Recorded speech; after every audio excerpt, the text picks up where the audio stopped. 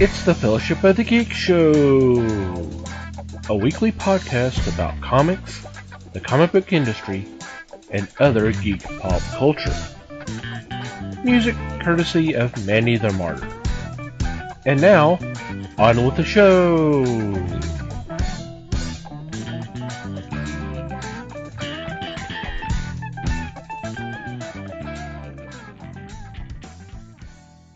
Hey there, everybody. It's the Fellowship of the Geeks podcast.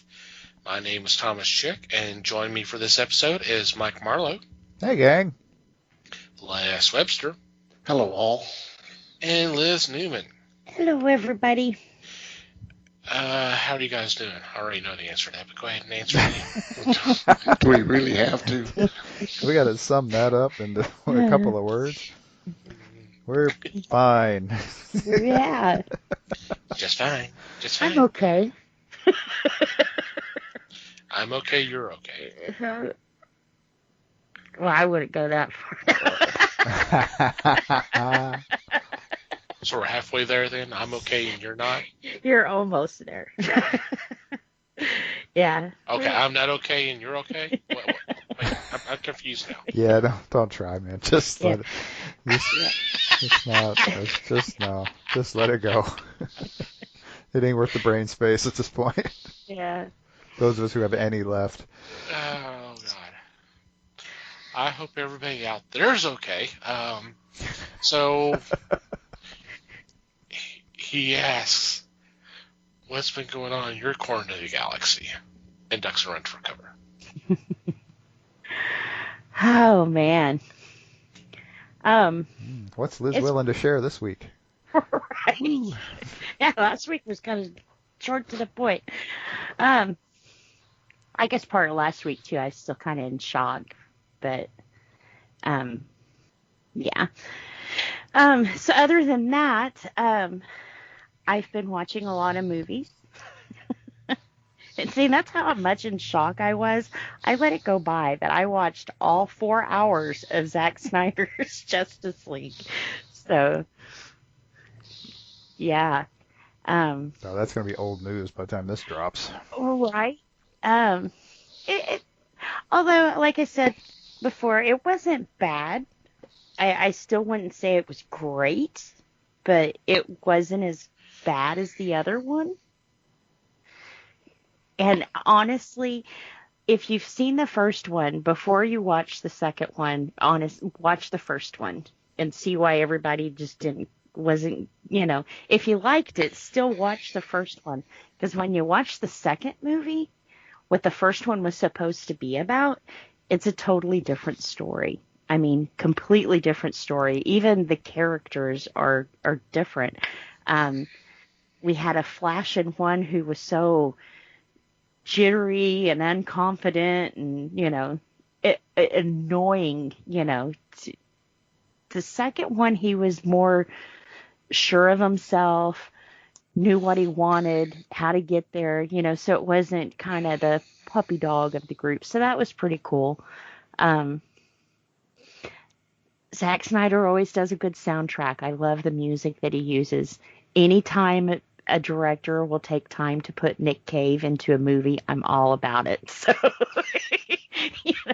it was really awesome. And the way that they used his song, it was one of my favorites, but was used during the Aquaman at the beginning. We got more of the story of Aquaman. Before, he just seemed like a dick, and you kind of got more of a feel for where he was at in the time when Batman approached him. The only thing I could say bad is I think Les said differently. Batman played a lot of a back role in this movie. I honestly would say that he was not one of the main people in the movie. I know he was trying to put a group together, and he was pushing them to go forward because I think at this point that Zack Snyder is trying to get to us is Batman's gotten older. He knows his limitations. He knows that he can't keep doing, his body won't allow him to keep doing this. So he's kind of pushing the group to You know, I'll be your brain, but I don't know how long I can get out there and fight on that line with you, you know. So it was kind of a different Batman for me, you know, but I guess some could say it was a realistic approach. Because, like, I think even the movie, he's asked what his superpower is, and he's like, money. And you get to thinking about it, and that is his superpower. That it kind of like Tony Stark. He bought the nice little gadgets and made a way to do what he does. So, but yeah, kind of different. I really liked Ben Affleck as they showed him more as Bruce Wayne, and that's what they should have kept him as. Maybe you have someone a different do Batman, but I think he did a good Bruce Wayne. So yeah, I mean, I won't say a lot bad about it. For me, going into the movie, the one bad thing about it has always been the fandom. And I won't go too far into that, but they almost make you hate Zack Snyder, and you don't want to like what he does because you don't want to let those kind of people win, but not bad. I don't know if he should have done the full 4 hours at one time, but not bad. I didn't understand why he gave us a 40-minute epilogue to movies that will never be made. I think with what we're seeing today with like Godzilla and King Kong, it's kind of revved up his fan base to give them something to shout for. So I don't know if he should have done that. But yeah. Well, he restored it to the version that he was wanting to have come out several years ago. And Les and I kind of had this talk last night.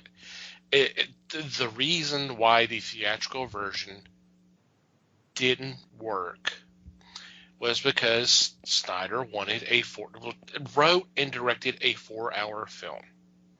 Yeah. Warner Brothers, according to reports, wanted a 2-hour film. So when Snyder left, which we'll leave up there to the ethers on how and why that happened. It happened. Joss was brought in. They said, we want a 2-hour film. Cut it down. Do whatever reshoots you need to do to try to make the film make sense. Yeah, and lighten it up. He couldn't do it. But then again, you talk about the fandom, and I'll say this much because it pisses me off big time. Because once this came out, you go to social media and it goes, Joss Whedon doesn't know how to do superhero films. And I'm going, hello, he wrote and directed the first 2 Avenger films. Those are superhero films that were kind of well received. Yeah. So stop this bullshit. I think with what Whedon was told to do, with what he had, he was like, Zach went so dark. We need to lighten this up and make it funny. And to me, in the first film, that's what didn't work. I mean, it was these funny parts that were thrown in at the most wrong time to be funny. It made it not funny. Yeah. Almost disrespectful, and literally cut the film in half. And that's why things don't make sense. A storyline that was, I haven't seen it, so I can't say one way or another. A storyline that one would assume has been explained in full in a 4-hour period. You take half of that out. Then, well, he apparently wanted Snyder. Here's the thing. Snyder has said so many things. It just, you don't know what to believe anymore. Because he was talking about doing a trilogy. Hence the epilogue. Because that was supposed to lead into another film. But he also said he wanted this film to be broken in half with the second part coming out the following year. Well, hello, that's not a trilogy if you're doing 4 films. Right. If one of your films you're talking about split in half, that's not a trilogy. No, it's not. So which is it? And at this point, it doesn't matter because Snyder says he got his vision. He got what he wanted to do. He's moving on. Warner Brothers says, yeah, we're not going to do any more films or to do any more of this universe. We're moving on. So supposedly this is dead in the water unless the fandom does essentially what they've done the last 3 or 4 years. Yeah. Just raise so much hell and cause so much chaos that they go, you know what? Maybe we can talk him into coming back and doing something. Which makes you wonder if that's not why he did it. He said, no, I don't want to do it, but here's some bait for my fandom, you know? I don't know. I mean, he talked so much after the film came out theatrically.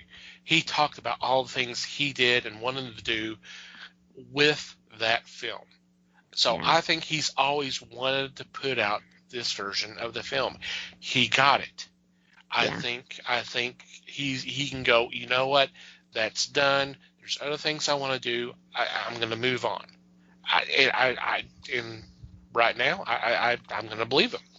Yeah.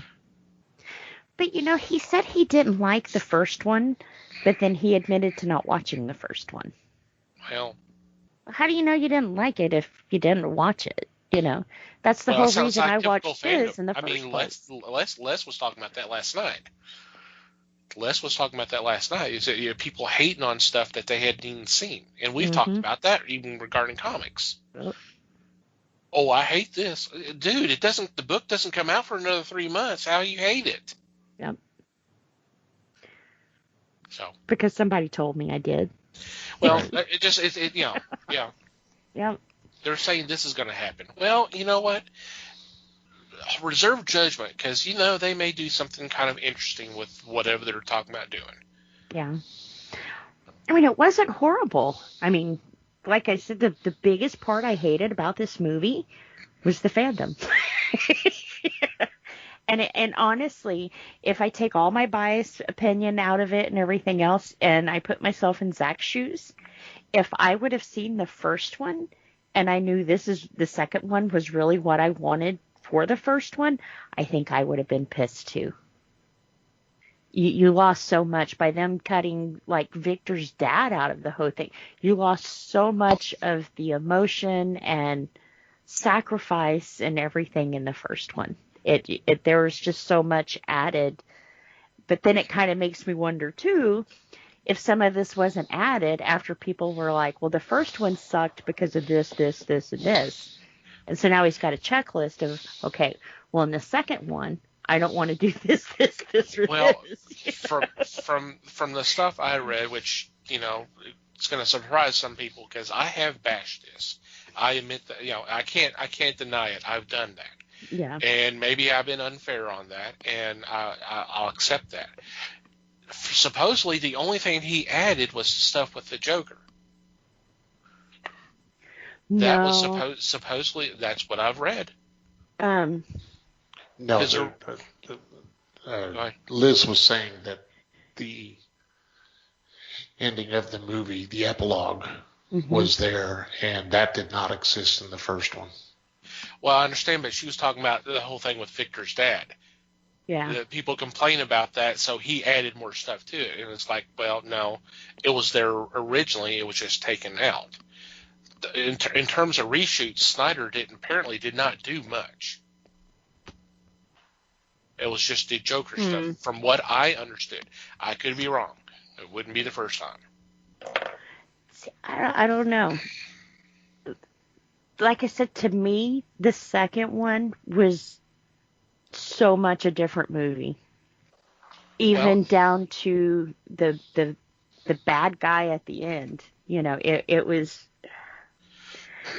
The first one, I didn't really see them... They didn't kick ass. You know, they kind of played his own people against him and, you know, made him fear. And that was just all a wash. That was just crap. You know, it was like, what? You didn't really see a good victory. You know, that could have been Joss's reshoots. We don't know. Yeah. I have not heard anything of what was actually, that was pure Joss. Joss wrote and directed this. I have not heard anything to this day. I'm sure it's out there. I just hadn't come across it. And I will admit, like, some of the vines taking over the town, that was probably CGI, which just could have been taken out, you know. So maybe the footage was there, but to me, there was just so much more to this story that he added that it was like, there's no way that this was all just cut, you know. I don't know. I'm just going by the information I've heard. Mm-hmm. I don't know. From what I have heard and seen and all that kind of stuff, the closest I can come to as a comparison is Superman 2. You have the Donner cut, which he was, and the story is that Richard Donner was directing 1 and 2 at the same time until he had to shut down production on 2 to finish the first film. And by that time, he was already bumping heads with the Salkins, so they got rid of him and brought in Richard Lester. Richard Lester comes in, and they do a ton of different stuff. I mean, they would have done even more, except for the fact that they couldn't get Gene Hackman to come back. Gene Hackman says, no, you're going to do this shit. Fuck you. I've moved on. Yeah. But if you look at the theatrical cut of Superman 2, and then you look at the Donner cut, which you know, they even brought Marlon Brando actually had scenes in Superman 2. They took that out and had Susanna York come in and do it because they didn't have to pay Brando the money. So it's literally a different film. Yeah. I mean, how we get to the point that the criminals get out of the Phantom Zone, how Superman resolves everything, it's literally a different film. It's almost like what I'm hearing here with the Justice League. Although Donner's cut obviously is not 4 hours long. Right, yeah. He had a little less ego. I highly recommend a Donner cut. It's for just the one scene alone, which was never actually filmed. They actually had to use a I don't want to say a rehearsal, but a rehearsal scene. It was like a test shooting. It involved, it's Margot Kidder and it's Christopher Reeve, and it's a scene in the hotel where she's confronting him. That she's like, I know you are Superman. I know you, Clark Kent, are Superman. And they have this discussion. You could tell it was test screen because Christopher Reeve had a little bit longer hair then. He didn't have the short hair like he did for the filming. Did he have a mustache? No, he didn't have a mustache. No. You say the CGI lip was gone in the second one. So there's this whole scene. You know, they're talking. Of course, he's going, "You're just exaggerating. You're crazy, and all that kind of stuff." She pulls out a gun, and he goes, "Wait a minute. Wait, you don't want to do that." And she pulls the trigger, and of course, he kind of flinches and then stands up straight and says, "Well, you know, if I wasn't Superman, you would have killed me. You would have been guilty of murder." And she says, "With blanks?" I'm like, oh God, it makes her smart. It just makes the character smarter because he's like, I tricked you. You know, I'm. Yeah. Instead we got him tripping over the damn bear rug and knocking his glasses into the fire pit, and he pulls, you know, and of course he grabs it, and of course he's not burned or anything. Well, that's how it's revealed. I'm like, oh, okay.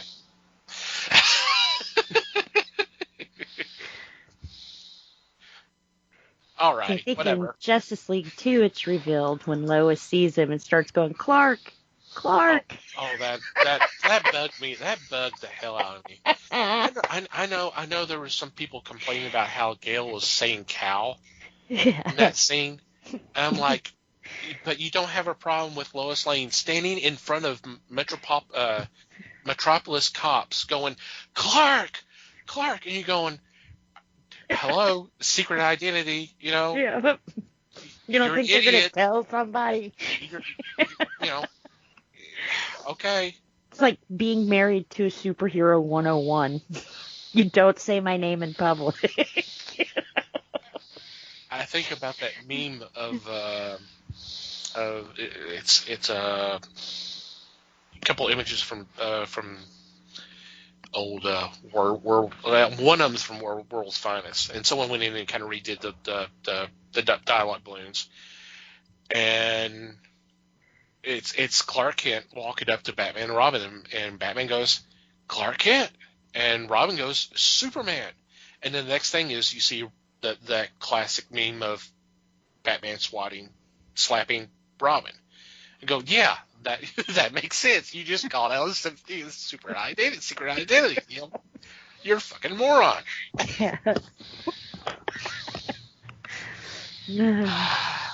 So, all right. Anything else, Liz? Well, one other thing. Sorry. Netflix has a new series. Well, it's not a series. I think they're going to do several different serial killer type things. But the first one they've done is H.H. Holmes. And at the beginning, it's kind of slow when they're setting the story up. But you're like, God, when is he going to kill someone? Which then makes you feel horrible. Not too horrible. But they believe that he was the one who documented all the stuff on Jack the Ripper. And they believe now that it may have been him who was Jack the Ripper, because in all of this documentation that he didn't account for his own whereabouts. But he has this hotel that had like secret torture chambers, and God, it was pretty gory. Of course, tourists would come in, to the murder hotel, and they wouldn't check out. So he was pretty gruesome. Like I said, it's pretty interesting once they get into the whole series of where his mind was and the money he had to pull off some of this stuff, and with some of the things he did, to me, I kind of think maybe he was Jack the Ripper, They said that some of Jack the Ripper wasn't as methodical as Holmes was, but some of the deaths that he did wasn't, I wouldn't say publicized, but he left like the prostitutes and stuff out on the streets to be found. Some of the stuff he did in his torture chambers, it was never put out on the streets to be found, so it was kind of like, that's what threw them off of the whole thing of not connecting the two. But the interesting thing is, out of the murders they can only prove that he did 27. That they think that the number's honestly higher. They think it's higher in the 200s. But then they can actually pinpoint down and say that he confessed to was only 27. But the one murder that he finally got caught for and convicted for and died for was he killed a business partner. So here's hundreds of people this guy has slaughtered and tortured and, maimed, and he finally gets convicted for one murder and, gets the death penalty. So it's kind of like, wow, wow. But then again, this was like 1893, 1894, around that time. So justice system definitely was lacking, but they had to stick him with one that they could prove that they had evidence for, that there was no other way, no other explanation for what happened, and that was his business partner. So, well, I mean, whatever works. I mean, they got Capone for tax evasion. Yep. Well, and one of the reasons they don't know how many people he killed was because the big thing to remember was that in 1890, he was based in Chicago. Big deal in 1893 was the World's Fair was in Chicago. So they really, I mean, and he had like you said, a hotel in Chicago. For tourists. Yep.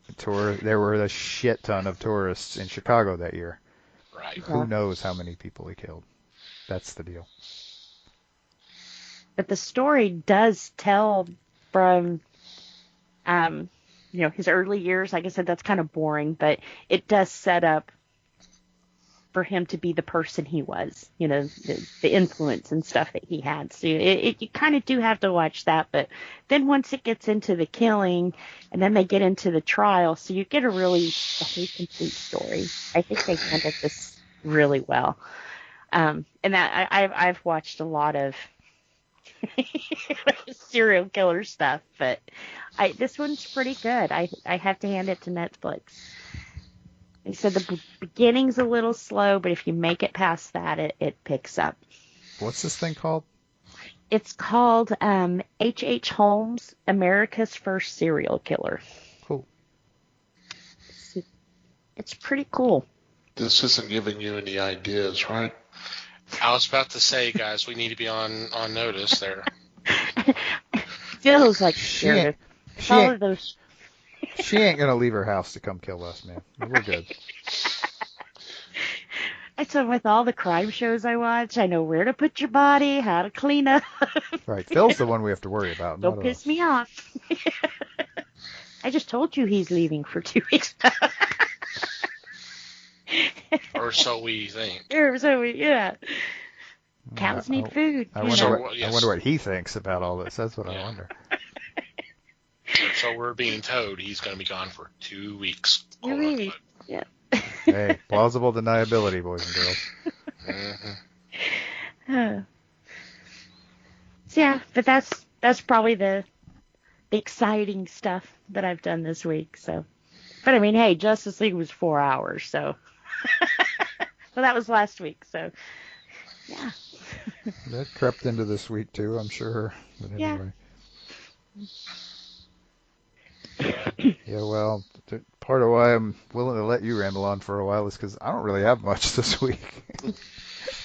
I mean, we honestly, peek behind the curtain, we didn't record until Wednesday last week, and we're recording on Sunday this week, so it was really only half a week. Yeah. And other than that, yeah, I don't know, it seemed longer at times, but that's a different problem. Right. So other than, for the most part, my state of mind hasn't changed much, and the only things I've done was I've played D&D yesterday, and I've started watching, not to foreshadow too much, I started watching a movie for what we're going to talk about next week. But yeah, that's really about it. I'm boring again. Yay. Yay. Follow that, Les. Well, I started watching a new series on Amazon Prime based on the comic book Invincible. They currently have the first 3 episodes up. Each is close to an hour long. And this is really exciting stuff. This is a good storyline. This starts from the first issue. So in this, you get your basics and you get your villain right off the bat. So be sure to watch this. This is a fun series. It is animated, but the animation is done pretty well. It follows the storyline from the books, and I'm just super pleased with it. I think it's just a fine exhibition of transference from the pages to the screen. And what's it called? Invincible. Invincible? Yeah. Invincible, about a young man who gets his powers. His father's a superhero, and the boy, when he reaches, well, he's a teenager, and he finally gets his powers. So now he's got to learn to fight and join a group, things like that. So it's fun. That sounds cool. Based on Robert Kirkman's comic, yep. Yeah. Yeah, I've heard some good things about it already, so I need to check it out. Yeah, me too. Yeah, you were talking about last night how much you enjoyed it, so I definitely need to check it out. Please do. Yeah. Oh, and it's like a weekly thing, huh? Yes, I think they are going to put out an episode a week. Yeah. But hopefully they'll do even better. Yeah, I think they just wanted to do like the first 3 episodes and just right there, and then start weekly after that. I think that was what. Oh yeah, they did release on the same date. Yeah. So. Cool. Have that one marked. Good.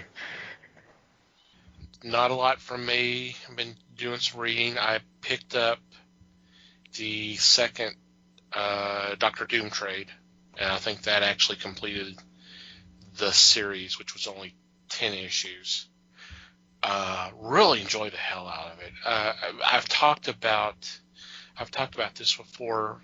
A few years ago, we did an episode of characters we'd love to see have their own book, and one of my choices was Doom, because I said with the political stage, he's a ruler of a country, so we could see what's going on there, the international intrigue, everything except the whole superhero aspect of him I would think would be a very compelling book. And someone obviously thought the same thing, because that's where we have this series. If you get a chance, pick them up, both trades. They're really worth reading. I really enjoyed how they handled Doom. Yes, he is the smartest person in the room, but he can still get surprised. It's just such a great read. I enjoyed how they handled the character. If I remember, this is one that I was hoping they would do into a film. There was talk about him having a movie, but that was before the Disney acquiring 20th Century Fox. So who knows what's up now. But yeah, I wouldn't mind him having his own movie. And to have somebody play him that's not straight villain, but has some characteristics. Right. Something that would be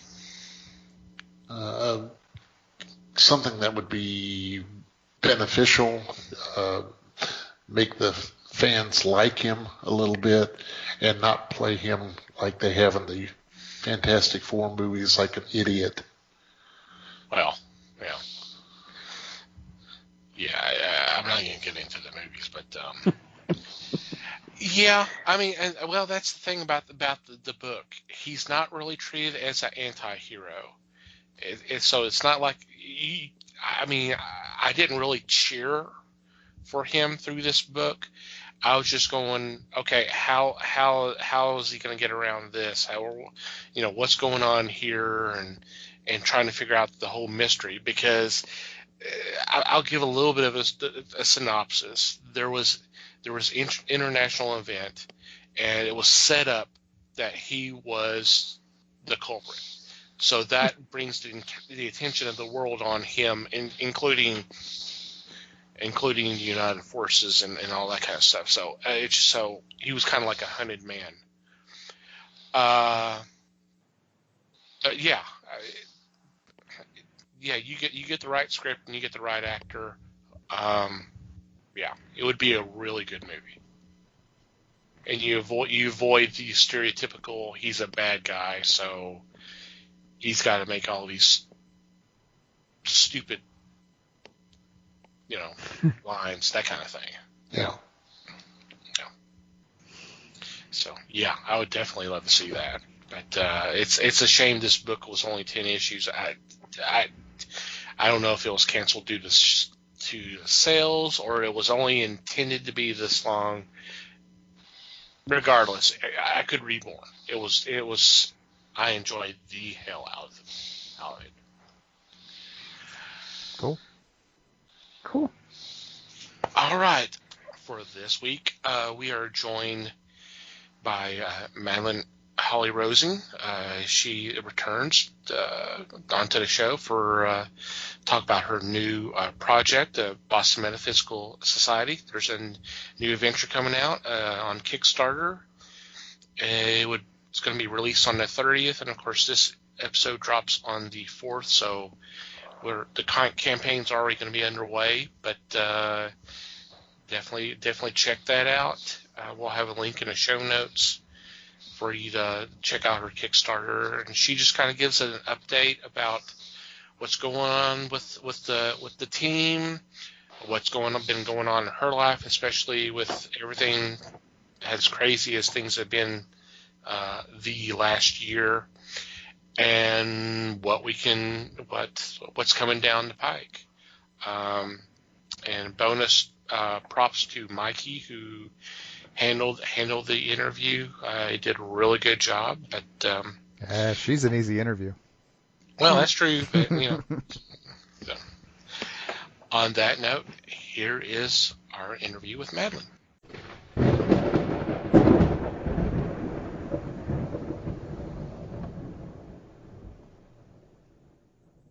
Hey gang, we've got a guest this week. We're talking with Madeline Holly Rosing. She's got a new Kickstarter campaign firing up for her Boston Metaphysical Society series. How's it going, Madeline? It's going well. Thank you, Mike. Thank you everybody for having me on the show again. I always look forward to this. Anytime. So do we. So tell us about the campaign up top here. Well, it's for another sequel to the Boston Metaphysical graphic novel series, and it's called The Book of Demons. It is a standalone, but it's also a continuation of the previous book, Ghosts and Demons. So you could sort of call it a duology. And in this one, Caitlin is kidnapped and forced to find and enslave a demon for a great house. And if you recall in the previous issue, we met our first demon and interacted more with Caitlin's mom and her feelings on the subject. And so this all comes circle, and it's going to be a lot of fun. It's a 41-page story in a 48-page perfect bound book. The art we've got Gwen Tavares back doing the art and coloring. And, she, I don't know if you've seen the cover yet. Oh, yeah. I have seen the cover. The cover is amazing. Yeah. No, she did a great job on that. And, it made me really glad that a couple issues ago that I created the character of Alma, who is also a scientist like Granville is. And so now, she is a part of the team. So that's kind of fun. But I guess I should back up just a little bit in case there's anybody listening who is not familiar with the Boston Metaphysical series. It's about an ex-Pinkerton detective, a spirit photographer, and a genius scientist who battles supernatural forces in late 1800s Boston. We started with a 6-issue miniseries. We have 3 sequels out, a Kickstarter running for number 4, which is the Book of Demons I was talking about, plus a prequel novel and prose anthology, and an upcoming audio drama. So lots of stuff going on. Yeah, you've been pretty busy. I mean, gosh. And all of those previous books are available through SourcePoint Press nowadays, right? Yes, the trade paperback of the original 6-issue series. A Scourge of the Mechanical. They picked up all the sequels. Scourge of the Mechanical Man is currently in. They're in Previews World, but it's under New to Order. There was, I guess, something went wrong. It was supposed to be in regular previews, but that didn't happen, so they put it in the New to Order. And then I think Spirit of Rebellion will be in previews in May. So, we're really excited about that. It's the first time that Gwen has ever been in previews, if you can believe that. Dang. So, yeah. I can't think of anybody more deserving, really. Yeah. So, I was very excited for her when Travis and I were first discussing, him picking up the sequels to this, and I told her on the QT, I said, hey, this is coming up. You get to be in previews for the first time. And she's like going, yay. And I said, you're going to be in comic book stores. And she's going like, yay. So, yeah, no, she absolutely deserves it. She's fabulous, wonderful artist, wonderful human being. Obviously, like every other writer out there, I want her to be brilliant faster. It's like, come on, Gwen, you can be brilliant, but just faster. You can do that. But as you probably know, I think she has a 1-year-old. He's probably almost 1 now. Oh, man. Baby boy. So she has her hands full. She totally did not plan that with you at all, did she? I mean, no, gosh. she really needs to, get all that, aligned with my schedule. I mean, seriously, man, come on. No, yeah, that's awesome though. Yeah, no, she's great. I've been very fortunate with the artists I've worked with, so I'm very, very happy. Yeah, and I don't know. I mean, I imagine you pay attention, but so SourcePoint recently got picked up by, was it Simon & Schuster, or am I remembering wrong? Yes. I actually knew about that a long time ago, but wasn't allowed to talk about it. Ooh, an insider, cool. Yeah. They've been working on getting that all settled with Simon & Schuster. Yeah, it's a very interesting program. Simon & Schuster selectively works with a few small press publishers to distribute their books, and SourcePoint is now one of them. So yes, Boston Metaphysical will eventually be distributed through Simon & Schuster. I'm sure they have a lot of titles to go through before mine gets uploaded, and that's fine. Right. It'll get there. I'm not worried about it. That's exciting, though. I was about to say that's still exciting news. Yeah. Yeah, it is. We will be part of the Simon & Schuster catalog, and if you ever go to the Simon & Schuster website, there's a whole page that explains how it all works, and it's really interesting. I can't help thinking that from the Simon & Schuster viewpoint, this is a really good deal because they now have 2 ways to bring in new material. And one is, of course, a traditional way that comes through agents and managers, goes through their editors and gets approved. And with going through small press publishers, they've eliminated all that overhead. So essentially, to me, it looks like Simon & Schuster, and I could be wrong because I'm not in their head or anything like that, but from the outside looking in, it kind of looks like a smart way to do business because they're using the small press as their gatekeepers instead of having to pay for it themselves. Yeah, let the little guys do the work.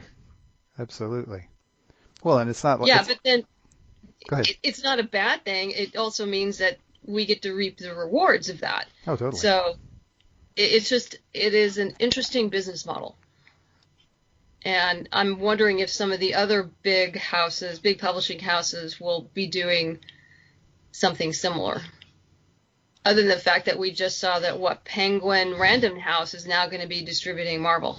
Right. Yeah. And that's kind of where I think that makes for an interesting picture here, because SourcePoint is not one of the huge publishers, but by golly, Marvel sure is. So what's that going to do to Diamond in the long run? It's going to be interesting to find out. Yeah. I guess they did have the Bleeding Cool article did have some comments from Diamond, but I don't recall what they were in detail, but they did make a statement about it.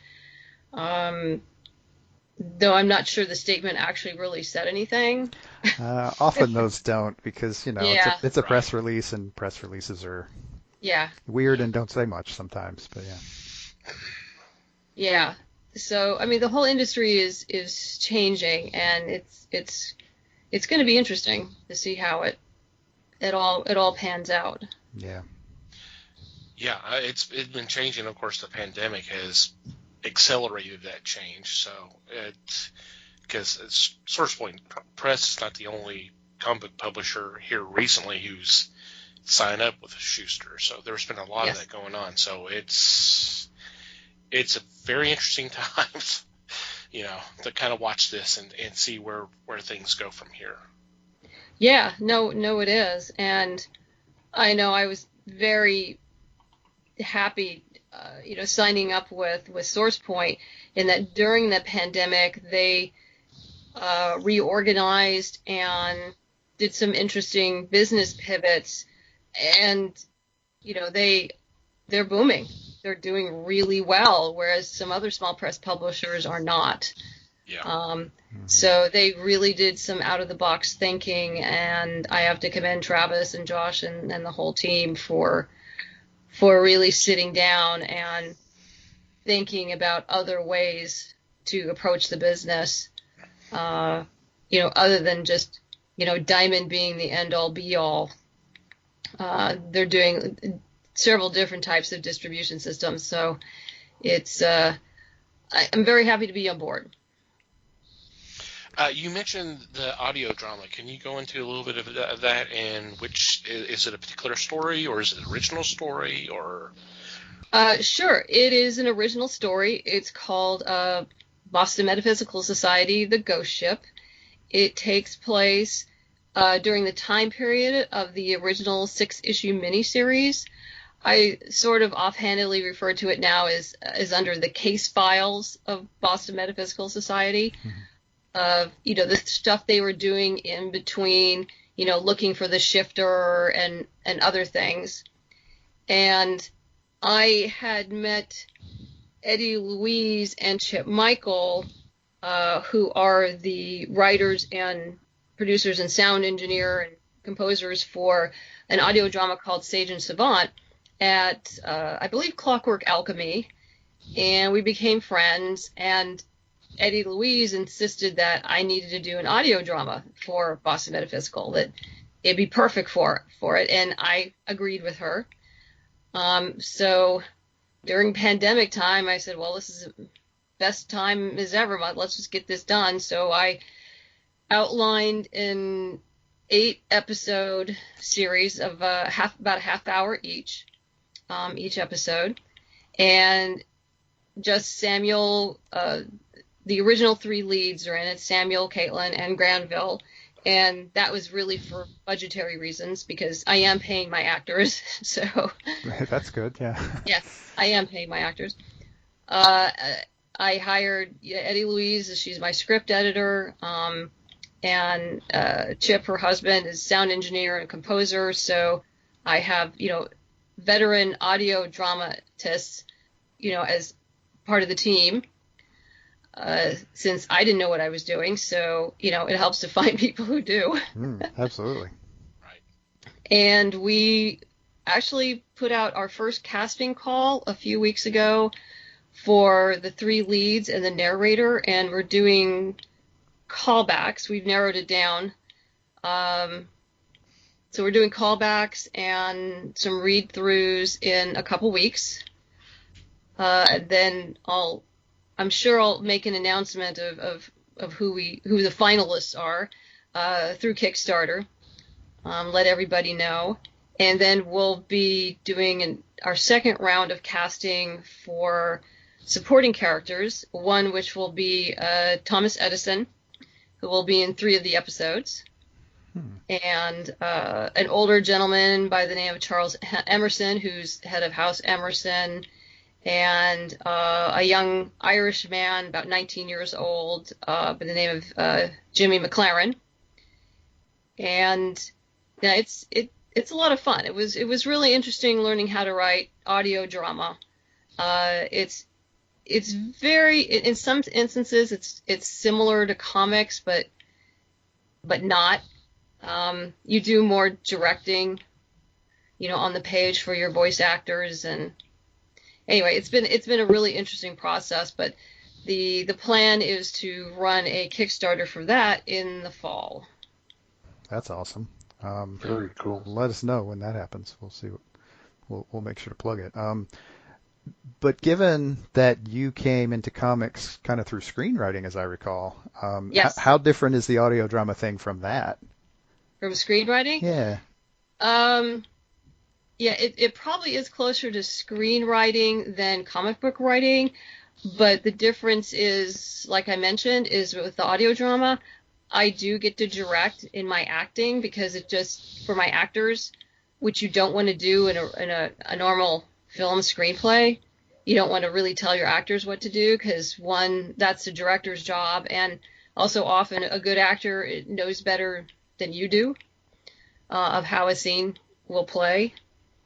But with voice actors, it's just, and particularly since we're doing this remotely, it really makes more sense to communicate to them very clearly if a particular line needs to be read, like, you're surprised here or angry here. If you need to take a breath or a pause or something. So yeah, you do get to direct more on the page than you would with a regular screenplay. And since there's no visuals, you have to, they have to talk about the visuals without it sounding, too expository. I'm sure that's a juggling act and a half right there too. It is, and you end up, one of the best ways is just kind of splitting up the dialogue, so it doesn't quite sound that way. But or you have a character who tends to be a little more verbose, and in this instance, Samuel Hunter is a much more terse character, whereas Granville is very happy to explain it all to you, whether you want to know it or not. And but yeah, I have to say we got some great acting talent. It's really I'm so impressed with the kind of talent we had on board, and even for some of the smaller parts, there was one gentleman who auditioned for Samuel, and he wasn't appropriate for Samuel, but I'm like, God, he'd be great for this police captain that I want. And so I said, and I told him that, and I said, I'd like you to read for the police captain if you don't mind. He says, sure, send over some lines. And so I sent him over 2 scenes with basically instruction like, okay, this guy is gruff, he hates Samuel, but he's not heartless. And he just executed the lines perfectly. Nice.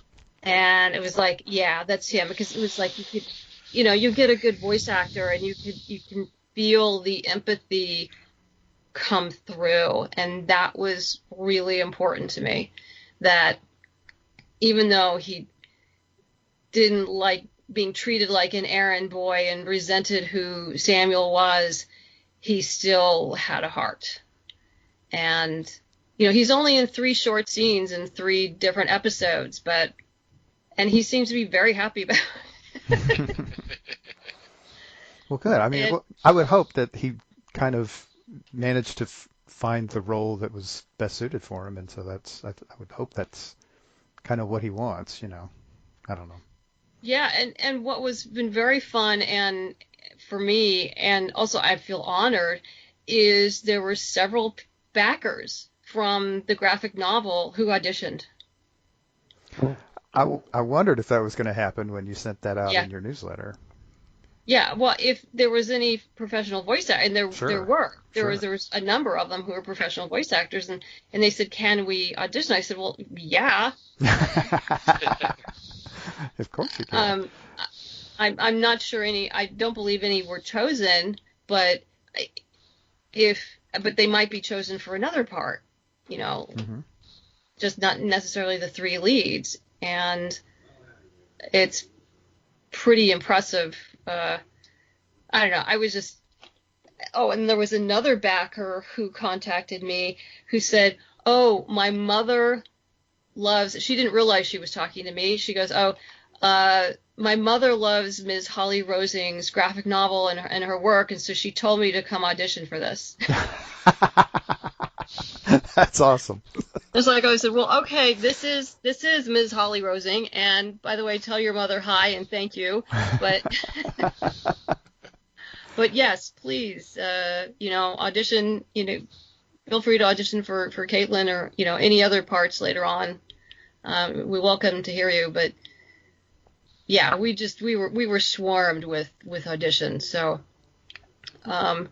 even though it's a non-union project, but it is paid, and my hope is that if we do well enough in the Kickstarter campaign, that I'll be able to set up stretch goals where everybody gets bonuses. That's my plan. So hopefully by the end of the Kickstarter campaign, everyone will have been paid at or close to scale. So that will be really nice. That would be awesome. If you don't mind my asking, what does non-union mean exactly? It means that I'm not using SAG union actors. Oh, okay. Yeah. So I'm not going, and since it's low budget, even if I were using SAG, I would probably could get I believe there's a waiver I could get because we're so low budget. Right. But if we eventually got over a certain amount, then yeah, I would pay them. But this way they get at least paid something. And then, like I said, if we do well in the Kickstarter, then yeah, I'm gonna build in bonuses for everybody. So. Cool. Yeah, I just never been involved in something like that. I wasn't quite sure how it worked. That's interesting. Yeah, but it's been fun, and everyone seems to be really excited about the callbacks and be able to play off of one another, and but yeah, that'll be in October. Though I hope to start recording the sessions in May or June, and then all the heavy lifting goes to my sound engineer. That'll be an interesting change of pace. You getting to pass off all the work at that point, because that doesn't happen with Kickstarters. No, it does not. It does not. But hey, I'm including my sound engineer in those bonuses, so. Right. Absolutely. Yeah, he also composed our theme song too, and so yeah, we kind of got that. We got through a lot of the little stuff for the audio drama late last year, just so I wouldn't have to think about it this year. So yeah, we already have our little theme song and the artwork. You may have seen the artwork. I think I posted it as an update for a previous Kickstarter for the ghost ship. Unless you missed that. No, Not sure now. Off the top of my head. It's not jumping to my head, but that doesn't mean I didn't Okay, see you it. may have missed the update. I mean, Yeah. that's easy enough. I don't read all my Kickstarter updates because that would be insane. Yeah, I get kind of a few of those, you know. I hate to admit, Yeah. but Yeah, Kickstarter reminded me that I've backed like over 300 projects or something like that. oh, So wow. yeah, I don't read all the updates. Yeah. Just not possible.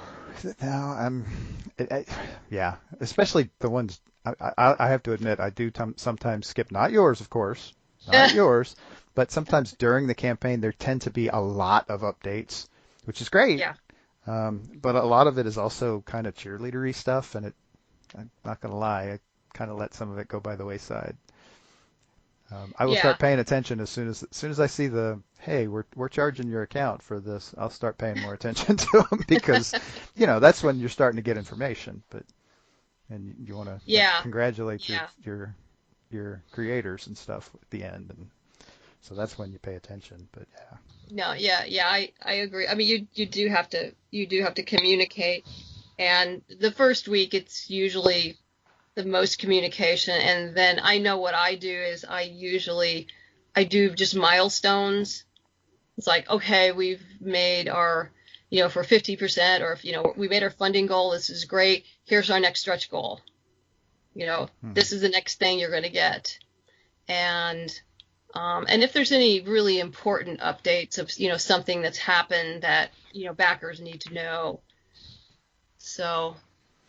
Right. Well, but see, you not even fooling around. You wrote the book on this concept. Yeah. So you've got a much better grasp on how to keep track of that stuff and how to space out your stretch goals, and than a lot of other folks do who are doing it their first, second, third times. So yeah, they're setting very conservative stretch goals sometimes and meeting them in a day and a half, and so you're getting another notification, and they do that a few times, and then they finally realize, okay, bigger goal. But yeah. Yeah, and because I often worry with people who don't have big enough stretch goals is your stretch goal big enough to pay for what you're giving out? You have to budget your stretch goals.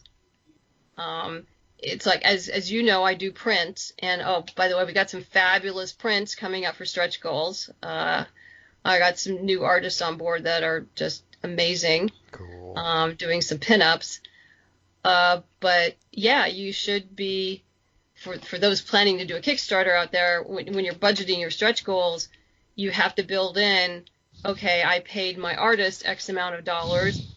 That needs to be built in. How much is it going to cost to print these things? That has to be built in. Plus, you need to add some buffer in case something happens. Like, what if that print run turns out terrible and they're not going to refund you, they're not going to redo it, so you have to go pay for another print run. You need to always have some buffer there to cover yourself in case something happens. So, yeah, that's why I tend to run like $1,000 to $1,200 in between, for stretch goals, just so everything gets paid for. Right. You don't want to catch yourself off guard. Yeah. 3 months down the line or 6 months down the line, because it can vary quite a bit. But yeah, that's not good. That's not good. Yeah. Oh, one fun thing we do have, I know Mike knows it. Mike knows this. We do a new lapel pin every year. Mm-hmm. It's just become a thing now that we do. And so, of course, this year we have the Plague Doctor. The Plague Doctor is very cool. Yeah, and that was designed by Alejandro Lee, and who also did the coloring book last year. Mm-hmm. And I have to say that the picture I put up on the Kickstarter page doesn't do it justice. It actually looks better than that. Oh, wow. When you see it in real life. Yeah, because it looks pretty dang good in the picture. Yeah, I was really impressed with. They did a really good job. I've been with the same company now for like 5 or 6 years, and they've really good customer service and good stuff. So I'm very happy with them. As every year, just for fun, I always put out a contest of, okay, what kind of pin should we do this year? And whichever idea I pick and it gets produced, I will send you that pin when and if it gets produced. Mm-hmm. And so a young lady said plague doctor, and I kind of thought, well, duh. Why didn't I think of that? And I told her, I said, you're the winner, and I got Alejandra on board, and she's actually already got her pin. So cool. I mailed it off to her a few weeks ago. But yeah, that turned out really well. I have a feeling that's going to be a very popular pin this year. I bet so. God, like I said, it looks really good. Okay, so something sort of happened since we talked last. We had this, pandemic thing? Yes. I don't know. Pandemic thing, yes. It's a thing. I don't know. Supposedly it's a thing. I don't know. I don't pay attention to the news, that sort of thing. But, yeah, right. I mean, as someone who kind of does this creation, this writing, I hate to use the word freelance because that's not quite the right word, but kind of at your own pace. Has this had any major effect on your process at all? It's been hard. It's harder than you think. I'm even though I do a lot of cons and a lot of interviews and stuff, I'm basically an introvert, and even though I'm an introvert, not being able to do cons now for over a year has been difficult, and both emotionally and financially. Most all of us has taken. I mean, this is a business to me, so we've all taken a hit. That's been hard. But you just keep persevering through it. And I'm always amazed that I get stuff done. And I'll look back and I'll just like, oh, I guess I actually got stuff done. But, but it always surprises me that things actually happen, but they do. And I think it's just because you keep plugging away at it a little bit every day and it eventually all gets done. But yeah, it's hard. I mean, I've been staying at home and, I can't even, haven't been able to go to the gym for a year. Fortunately I have a spin bike and weights and everything here at home, which is helpful, but, you don't get that social thing of going to the gym and going to cons. And I think it affects everybody. And I know I'm one of the lucky ones because I don't have to worry about a roof over my head or food, and I know other people do. So, I mean, I don't like to complain. Oh, believe me, I'm with you there. I personally have been lucky in that my day job has allowed me to basically just transition to work from home full time. And, and not everybody has been that lucky, and it's I had enough. My upbringing was such that there's a little guilt there sometimes, but yeah. But I bet. Yeah, sorry, go ahead. No, it's fine. I mean, yeah, my husband has been working from home, and I just. Yeah, he just looked at me. He says, well, just use this to just start generating more material. So when there are cons, you're just going to have more stuff to sell. I'm like, okay, I'll go do that. Was that his way of just trying to get you out of his hair while he's working? Or because while I've been home, I've had my 14-year-old at home doing virtual school too. And so he's my office buddy is, it's a different world for me. No, we set up a pretty good schedule because we have separate offices. So It's like he goes in his office in the morning and I go work out, and if there's any shopping to be done, mask up and out I go and come home. And though fortunately he's actually fully vaccinated now. Oh, good. And I get my second shot in a couple weeks. So, well, that's good. Yeah. Happy to get that done. I'm hoping I will get on the list soon.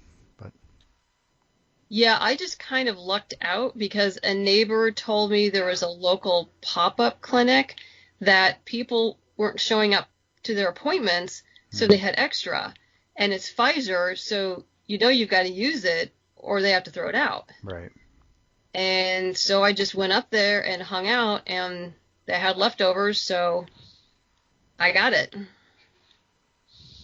Nice. Yeah, I'm kind of expecting that to happen to me kind of sometime soon. My wife works in a pharmacy, and now that pharmacies are actually starting to get them consistently, I'm expecting I will get a call at some point saying, "Get up here, get a shot." Yeah. Any week now. No, that'll happen because there's if they're doing Pfizer, then there'll be somebody who doesn't show up, and she'll just call you and says, you got to get down here in a half hour, right? And get your shot, and you'll be done. Yep. So it'll happen. Yay. So I sort of asked about the pandemic because I noticed on your latest newsletter, because I'm a nerd and I sign up for these things. You've started adding a couple of cons on. Oh, yeah. You've got something planned. Yeah, well, I am signed up for Fan Expo Boston, and I actually have a table there, and I have a flight. At the time, I didn't know if I'd be vaccinated or not, but it looks like I will be. Yeah, I don't think anybody knew and that. if for some reason if it isn't going to happen, then they'll roll me over till next year. Cool. And I'm on Southwest, so they're pretty good about changing flights. They've got lots of flights. Yeah, they're good with that. You may have to fly through Dallas, but anything's possible, Oh, I think with Southwest, I don't know how many places I have to go through. That's just Southwest. You deal with it and move on. But yeah, obviously I'll see what the deal is with Massachusetts, what they require of me, by August, if I need to have proof of testing or vaccination or whatever. Then that's what I'll do. We're also signed up for Rose City, but that's in September, so I have a feeling things are really going to start loosening up in September. Yeah. And then I think, Gaslight is end of September, early October. I don't know what's going to happen with LA Comic-Con yet. I haven't heard. And then, of course, you've probably seen around what Comic-Con is doing. They're doing a small one. Something in over November? Thanksgiving. Is that right? Yeah. Yeah, it's over Thanksgiving weekend. Oh, interesting. Yeah. I guess that's one way to limit who shows up. Yeah. I'm not sure how they're going to decide who gets to vend there and exhibit there, but because they did ask me if I was interested in being there, and I said yeah. Because I think people are going to be there. Oh, certainly. Yeah. I mean, kind of whether they should be or not at that point. But hopefully at that point it won't matter as much. Yeah, I think by then I think we'll be in a pretty good place by then. Yeah, it certainly seems like things are flowing better now, so things are moving kind of in the right direction. Yeah. Yeah. So yeah, it's a cross your fingers thing, and I am hoping LA Comic-Con happens. I don't exhibit there, but Source Point Press does, so I usually go work at their booth. Oh, that's cool. Yeah. So I'd be there for the weekend, and which will be exciting because I actually get to see everybody again. For the first time in a while. I don't know yet if they're going to be at Boston. I hope so. But I mean, I did Boston Comic-Con twice a few years back, and loved it. Except I think they moved it. It's now in the convention center, and previously it was in the I think the Seaport World Trade Center, which is much smaller. And they have a new owner now with the Fan Expo, Yeah, I think it yeah. is. Yeah. Which I think is a Canadian company. Is it? Okay. It might be. I may be mistaken, but I think it's Canadian based. Now they've done shows here in Dallas for a while, quite a while. Yeah, I believe they took over Denver too. Yeah, Denver Pop Culture, which the con had to fold because of the pandemic, though they're keeping, I think, the basic 501c3, the educational arm. But if I recall correctly from the email I got, they made a deal with, I think, Fan Expo Denver. And so they will be running that convention. Oh, good. Glad they can So keep it going. I hope so. It's a great venue and love going out there. Always really enjoyed it. So yeah, I definitely hope to be back. I'm sure a lot of other people do too. Yeah. Thousands upon thousands. Yeah. Yeah, I think WonderCon next year is just going to be a massive celebration. Yeah. A lot of people very much ready to get out of their houses. Well, I think amongst the vendors too. I think the vendors are all Sure. going to be partying. They're just, yeah. Hey, we're selling stuff again. This is awesome. We're selling stuff. I Right. get to see people. Yeah, it's going to man. be amazing. Yeah. Feel for those guys, really. It's been rough. Yeah. Yeah. No, it has been. But, fortunately Kickstarter has been here for us. And I can't let you in on a secret. It looks Ooh. like Kickstarter named us a project we love right out of the gate. Oh, wow. Nice. Good. Yeah. That's awesome. Yeah. Yeah. Because I know this is going to drop, after, I guess, Sunday. less than a week after we launch. Yeah. So we'll see how we are then. Hopefully good. Oh, I imagine so. Call me an optimist, which nobody ever calls me an optimist, so, Can confirm. Okay, so speaking of Kickstarter and back to the story. Yes. So you're calling this basically part 2 of 2 in the kind of ongoing Caitlin story. Yes. When last we left Caitlin, she was, where was she? Crap, I can't believe I'm blanking on that. That's okay. The demon that she was psychically connected to had essentially called her home, and where a ghost by the name of Duncan lived. Mm-hmm. And he was like her best friend growing up. But he was also pretty much in love with her, but being a ghost couldn't do anything about it. Mm-hmm. And the demon came there to die. And because of the nature of their psychic abilities, he could help Duncan cross over. But he needed Caitlin's help to do that. And so Caitlin helped them do that. But in the midst of all this, her mother, who just absolutely hates what Caitlin does and has a very narrow view of Caitlin's world, just is upset through all this. But they do, Samuel and Granville and Alma, of course, don't realize what's going on. So when they do show up, they kill the demon, not realizing what is going on.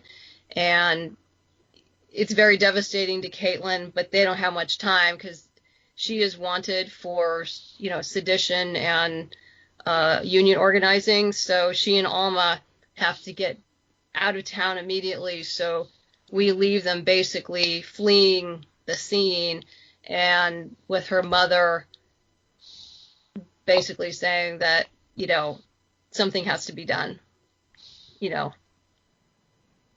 can't have my daughter having control over demons. Yeah. Yeah, So very understanding outlook, of course.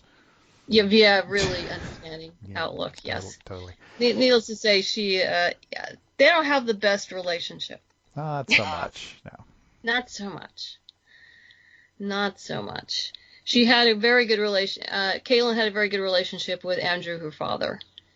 And you don't see much of Andrew in the graphic novel series. You only see like 3 pages of him in issue 1 of the original series. Mm-hmm. But if you want to learn more about him, he's very much a part of the prequel novel, A Storm of Secrets, where you really get to learn about him. Mm-hmm. And a short story I wrote, which is about him in his early days when Caitlin is a child, a small child.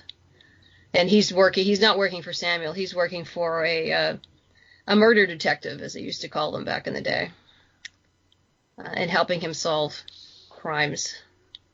Right, and that story can be found in the Prelude collection. Correct. And that's called The Devil Within. Yeah. Sorry, I just kind of like blanked. I said, what is the name of that story I wrote so many years ago? You write lots of stories, and one title. Yeah.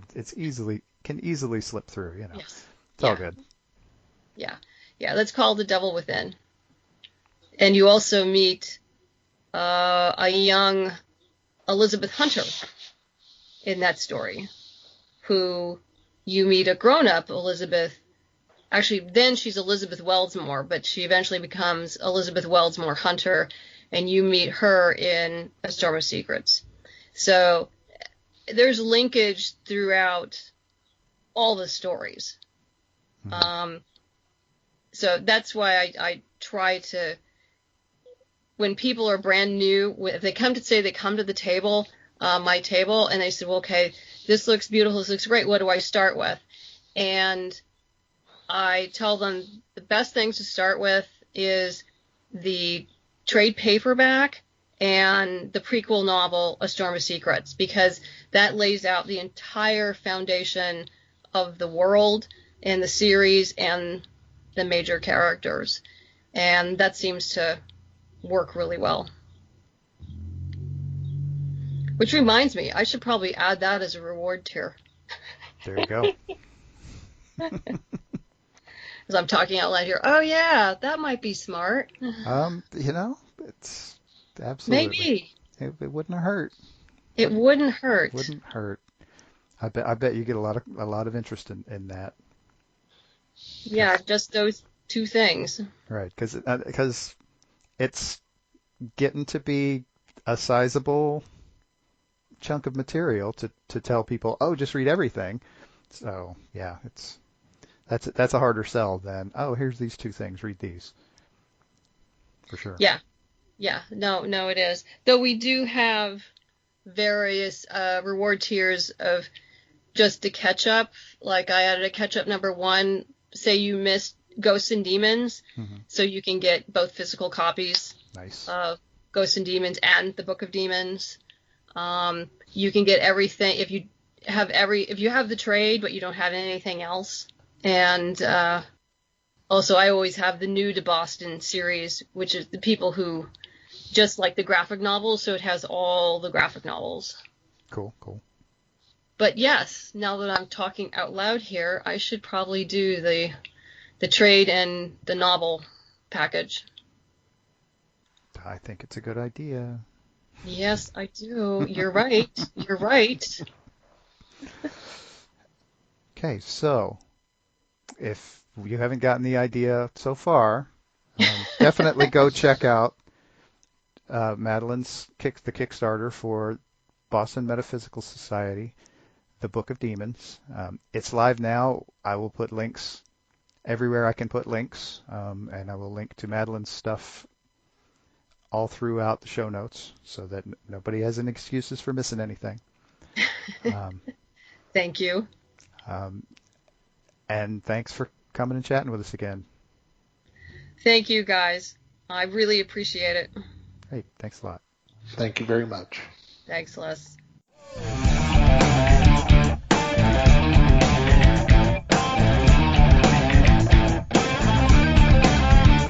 And we're back. It is time for our weekly picks. And leading off this week is Mikey. Hey, me first. So my first pick is from Image Comics, and I am picking The Silver Coin at number 1. This sounds really interesting to me because I like this kind of thing. This is an anthology series, and what we're going to have is an artist, Michael Walsh, drawing different stories every month from different writers, and it looks like the current plan is for 4 issues. Who knows what'll happen, but and so the writers planned are Chip Zdarsky, Kelly Thompson, Ed Brisson, and Jeff Lemire, all of which have done some really fun stuff. Issue number 1 is Chip Zdarsky's story, and it will be called The Ticket, and so this just fits right into my wheelhouse. I imagine. I mean, it's impossible. Other than it does call it a horror anthology. I can't wait to see how wild and varied these stories are. It's one of the reasons I really like anthology things, is because you're just going to get an array of stuff that it's cool. Cool. Very nice. Yeah. This was on my list as well, or my radar. So. Yay. All right, I am next, and for my first choice, I'm going with a new series from Second Sight Publishing entitled Freak Show Night. And this is the story of a guy named Red who has spent a lot of time in prison and is finally released, but apparently the outside world is all made up of the living dead. So this intrigues me because it's like, okay, why are you releasing a human being out into a world that's populated with the living dead? I mean, that doesn't make any sense. So I got to find out what's going on here. Only the strong survive. Maybe. If you say so. Yeah. I don't know. I'd find a good hiding spot myself, but you know. But I'm definitely intrigued with this. I kind of want to know where this is going to come from and where it's going. So definitely want to check it out. Yep. Sounds like That fun. sounds cool. Yeah. Alrighty, Les, you're next. My first choice comes from Second Sight Publishing. This is Chess number 1. Chess is an organization that is called upon to investigate a businessman who's had crooked actions. This is a strike team, and it leads into my second choice coming up here in a few minutes. The idea intrigues me, and I got a feeling that this will do well. This is one of Second Sight's newer publishings, so hopefully this will carry on for quite some time. It just seems like a good, solid move. Yep. Oh, that's Nice. good. A move. A good solid move from a book called Chess. Yeah. That's good. I'll be here all night. Oh, man. We won't. Not really, no. Unless you let me start talking again. That's not going to happen, so, it's cool.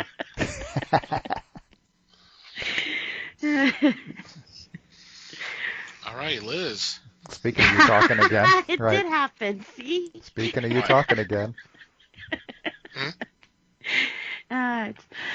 All right. For my first pick, I'm going with, actually, it's a hardcover of Superman's Greatest Team-Ups There's 18 stories in here. It covers the 70s and the 80s, so these are like the older issues. The oldest one being number 5.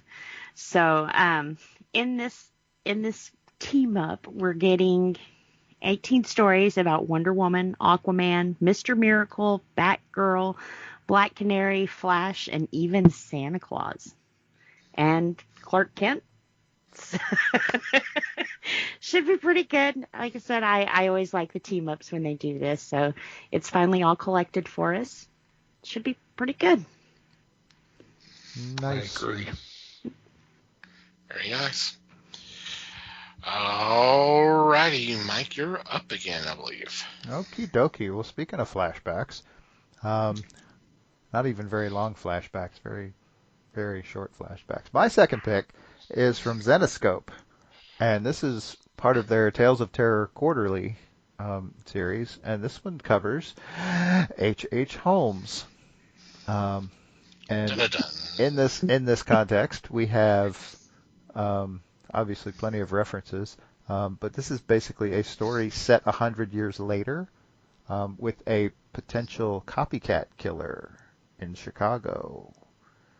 Or maybe, or is it a copycat? We don't know. We're going to have to read the book and find out. Read the book. Mm-hmm. Nice. Yep. Alrighty, I'm up again, and for my second choice is a new book from Scout Comics entitled Locust.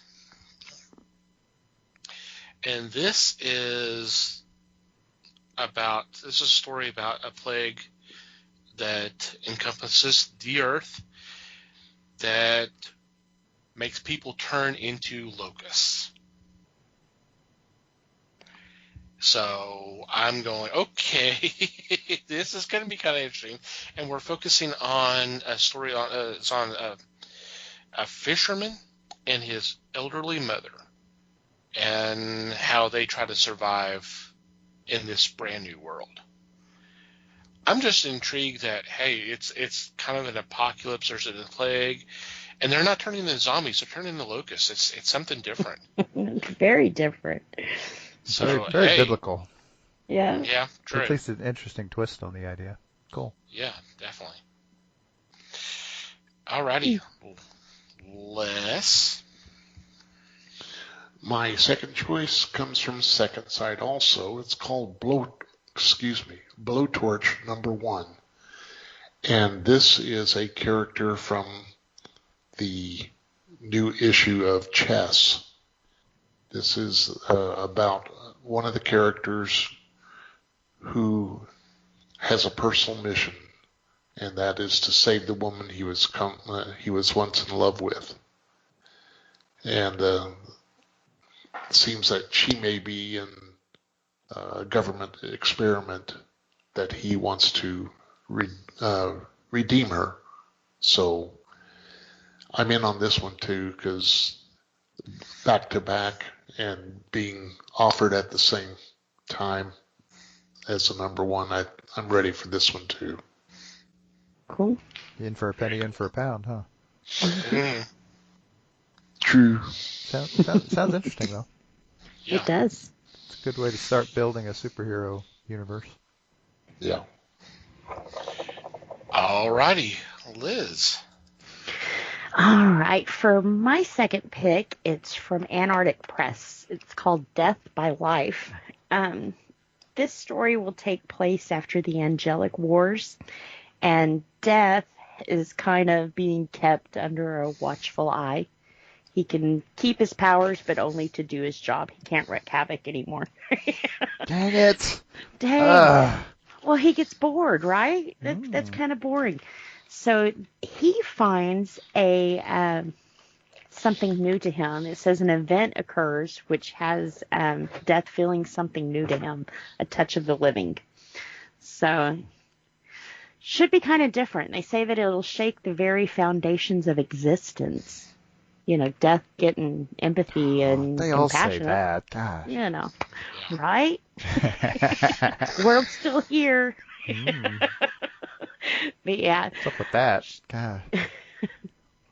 Oh, sounds like fun. Yeah, it sounds different. It's been a while since something like this came out. Mm-hmm. Yeah. Yep. Alrighty then. Any special shout outs this week? Just thanks to Madeline for hanging out with us yet again, and go buy her stuff. We'll put Yep. links. There will be links. I will make links. I like links. Yep. Yes, you do. She always has real good, what do you call those when they hit their goals? Stretch goals. rewards? Yeah. So. Yep. She's good at that. She is. Last time I got chocolate. Wow. Fan for life now. Jeez. You're good. All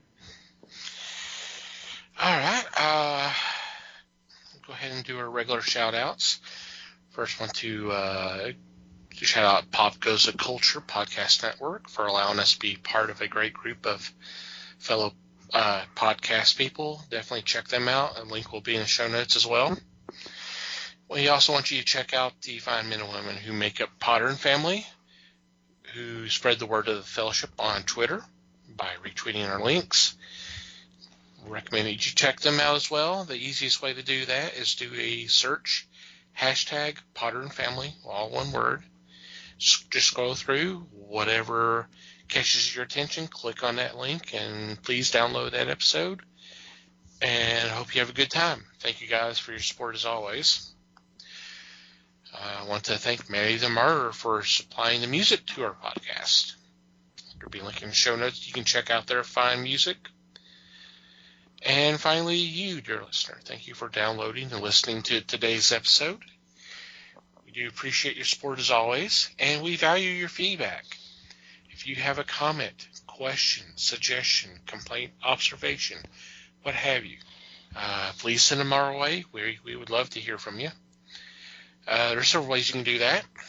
Our email address is email@thefellowshipofthegeeks.net, or you can go to the website and go to the About Us page, and there's a contact form that you can fill out there. We also have a Discord, which you're more than welcome to join. There is a link on the homepage. There's also a link on our social media icons. And on our Discord, we have a channel specifically for feedback, or you can just reach out to us and message us. On social media, we are on Facebook, The Fellowship of the Geeks. And on Twitter, we're at Fellowship Geeks. If you like to follow our personal Twitter accounts, Mike can be found at Mikey Geek. Liz can be found at LN_geek. Les may or may not be found at Fake Les Webster. And I can be found at Tom TC Geek. And from wherever you download our episodes, if you would please take a couple of moments to rate and review our show, it would be greatly appreciated. Anything else before we say goodbye? Just thanks, everybody. Thanks, everybody. Thank you for listening. We appreciate you listening. Y'all have a great week. And until next time, geek on, my friends.